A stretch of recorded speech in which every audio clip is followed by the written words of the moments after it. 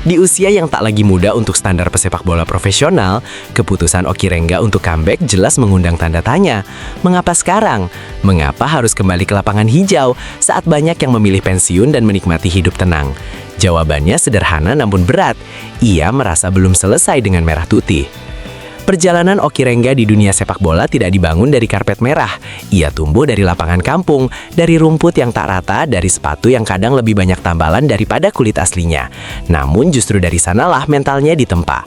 Ia terbiasa jatuh, bangkit, dan berlari lagi. Saat pertama kali mengenakan seragam tim junior daerah, Oki tahu hidupnya tak akan jauh dari bola. Disiplin, kerja keras, dan insting bermainnya membuat ia perlahan naik level.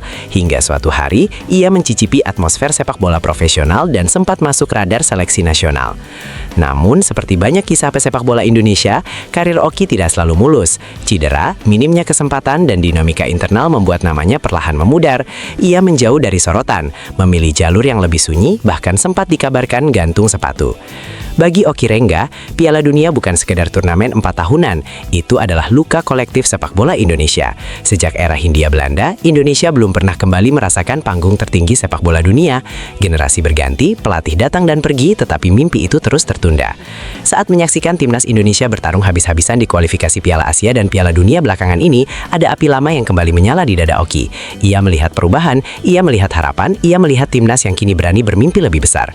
Kalau bukan sekarang, kapan lagi? Itulah kalimat yang konon menjadi titik balik keputusannya. Kabar comeback Oki Rengga pertama kali beredar sebagai rumor kecil. Banyak yang menganggapnya sekedar nostalgia atau upaya mencari perhatian. Namun, rumor itu berubah menjadi kenyataan ketika Oki mulai kembali berlatih intensif, menjalani program fisik ketat, dan membuka komunikasi dengan beberapa pihak sepak bola nasional. Ia tidak datang dengan janji kosong. Oki sadar betul, comeback ini bukan soal nama, melainkan kualitas dan kesiapan. Ia memulai dari nol, mengukur ulang fisiknya, memperbaiki pola makan, hingga kembali menyentuh bola setiap hari. Timnas tidak butuh legenda masa lalu, Timnas butuh pemain siap tempur, kata Oki dalam salah satu kesempatan. Yang menarik, ambisi Oki Rengga bukan hanya ingin kembali mengenakan jersey merah, ia ingin menjadi bagian dari transisi mental Timnas Indonesia menuju level dunia. Ia ingin membawa pengalaman, kedewasaan, dan determinasi kepada generasi yang lebih muda. Di tengah skuad timnas yang kini dipenuhi pemain muda dan diaspora, kehadiran figur seperti Oki bisa menjadi jembatan. Ia memahami kerasnya sepak bola lokal, tetapi juga siap beradaptasi dengan standar modern yang kini mulai diterapkan PSSI. Oki tidak menuntut posisi inti, ia tidak menuntut jaminan menit bermain. Yang ia minta hanya satu, kesempatan untuk membuktikan diri secara adil. Piala Dunia 2030 bukan target yang dekat, butuh konsistensi, regenerasi, dan stabilitas. Oki Rengga sadar, ia mungkin tidak akan menjadi aktor utama di lapangan saat 2030 tiba, namun ia ingin menjadi bagian dari fondasi.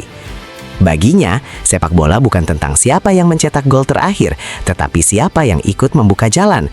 Jika pengalamannya bisa membantu 1 atau 2 pemain muda tampil lebih berani, maka comeback ini sudah berarti. Publik sepak bola Indonesia tentu terbelah. Ada yang mendukung dengan penuh semangat, melihat comeback Oki sebagai simbol semangat pantang menyerah. Ada pula yang skeptis, menanyakan realisme mimpi tersebut. Namun Oki Rengga tidak datang untuk memuaskan semua orang. Ia datang untuk menantang batas dirinya sendiri. Dalam sepak bola seperti dalam hidup, perubahan besar seringkali dimulai dari keberanian mengambil resiko. Kisah Oki Rengga bukan hanya tentang sepak bola, ini tentang mimpi yang ditolak waktu, tentang tekad yang menolak padam, tentang keyakinan bahwa usia bukanlah akhir dari segalanya. Di tengah sistem sepak bola Indonesia yang masih berbenah, kisah seperti ini penting. Ia mengingatkan bahwa timnas bukan hanya soal taktik dan strategi, tetapi juga soal mental, karakter, dan keberanian bermimpi besar. Apakah Oki Rengga benar-benar akan kembali ke timnas Indonesia? Apakah ia akan berkontribusi langsung menuju Piala Dunia 2030?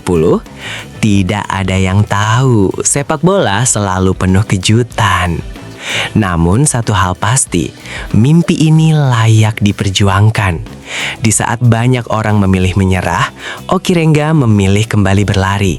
Bukan demi nama, bukan demi popularitas, tetapi demi satu harapan yang telah lama dinanti bangsa ini.